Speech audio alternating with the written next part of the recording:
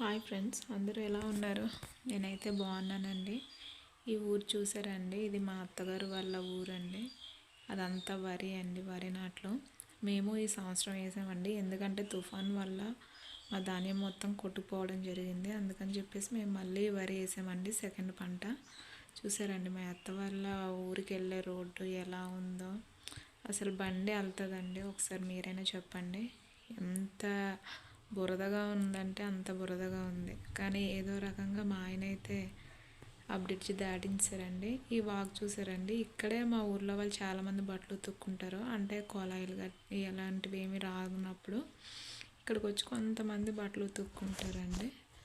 కానీ వాటర్ అయితే చాలా బాగుంటుందండి. ఏరియా అంతా చాలా ప్రశాంతంగా ఉంటుందండి. ఆ బ్రిడ్జ్ దాటాక ఈ వే వస్తుందండి.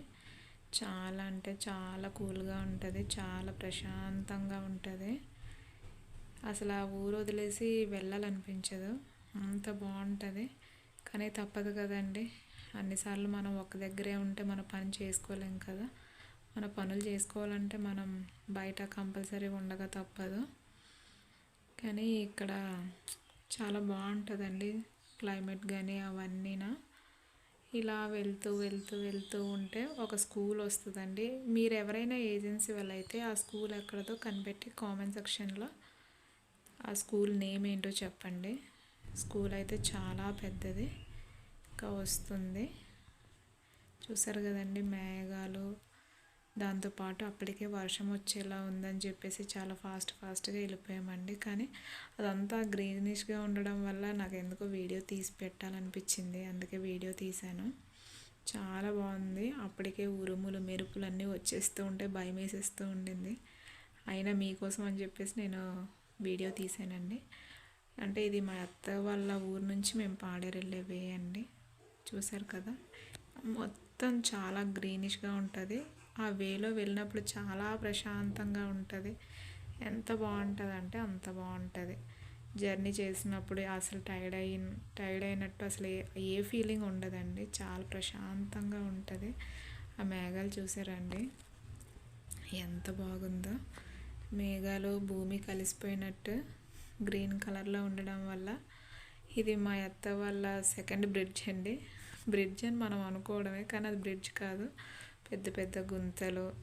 నేనైతే బండి తీయలేనండి, అందుకే ఎప్పుడు బండి తీయను, మా ఆయనే తీస్తారు బండి. చూసారండి ఆ మేఘం చూడండి ఒకసారి ఎంత బాగుంది. అదే చెప్పాను కదండి స్కూల్ అనేసి. స్కూల్ చాలా పెద్ద స్కూల్ అండి. మా సిస్టర్ వాళ్ళు అయితే ఇక్కడే చదువుకున్నారు. మీరు ఎవరైనా ఈ స్కూల్ కానీ చూసుంటే కామెంట్ పెట్టండి, మీకు చాలా ఈజీగా తెలిసిపోద్ది స్కూలు. ఎందుకంటే రోడ్డుకి దగ్గరలోనే ఉంటుంది. అసలు ఏ ఊర్లో ఒక అమ్మాయి అయినా సరే ఇక్కడ కంపల్సరీ చదివే ఉంటుంది. అంత పెద్ద స్కూలు, అంత బాగుంటుంది స్టడీ. మా చెల్లి వాళ్ళు ముగ్గురు చదివారండి ఇక్కడ. చాలా బాగుంటుంది స్టడీ కూడా. యాక్చువల్లీ నేను ఇక్కడే చదువుదాం అనుకున్నాను, కానీ నాకు ఇక్కడ అవ్వలేదు. అందరూ ఒక దగ్గర ఉంటే చదవము, గొడవలు ఆడుకుంటామని చెప్పి మా అమ్మ వాళ్ళు నన్ను వేరే దగ్గర జాయిన్ చేశారండి. స్కూల్ దాటాక ఇదండి. ఇప్పుడు మనం మెయిన్ రోడ్డుకి వెళ్తున్నాం, పాడేరు వెళ్ళే మెయిన్ రోడ్డు. చూసారండి అదంతా వరి పొలాలే. అందరూ సెకండ్ పంట వేసారండి. ఎందుకంటే ముందు తుఫాన్ రావడం వల్ల అందరూ వరి అనేది పాడైపోయింది. సో దానివల్ల మళ్ళీ సెకండ్ పంట వేసుకోవాల్సి వచ్చింది. మేము వేసున్నాము, చూడాలి.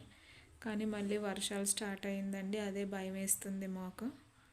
చూసారండి రోడ్డు, ఆకాశం, చెట్లు ఎంత బాగుందో. ఒకప్పుడు మేము ఇలా వెళ్తుంటే ఈ చెట్ల నుంచి మామిడిపళ్ళు ఉండేదండి కిందన. మామిడిపళ్ళు తీసుకొని తింటూ వెళ్ళేవాళ్ళం. కానీ ఇంకా మామిడిపళ్ళు పండలేదు కదండి, కానీ చాలా బాగుంటాయి మామిడిపళ్ళు. నేను మొన్న ఒక పరిమిపళ్ళు వీడియో తీసాను కదండి, ఆ వీడియో ఆ చెట్లు అనేది ఈ వేలోనే ఉంటుంది. మీరు చాలామంది చూసుంటారు పాడేరు వాళ్ళు అయితే. ఇంకా వేరే దగ్గర వాళ్ళు అయితే తెలియదు కాబట్టి పాపం చూసుంటారు. చెట్లు అయితే ఈ రోడ్డు అంతా ఆ పరిమిపల్లి చెట్లు ఉంటుందండి. తెలిసిన వాళ్ళు తెంపుకొని తింటారు, తెలియని వాళ్ళు ఇదేదో పిచ్చి పళ్ళు అనుకుంటారు. ఎందుకంటే ఆ పళ్ళు చెట్టు అంతా ముళ్ళులు ఉంటుంది.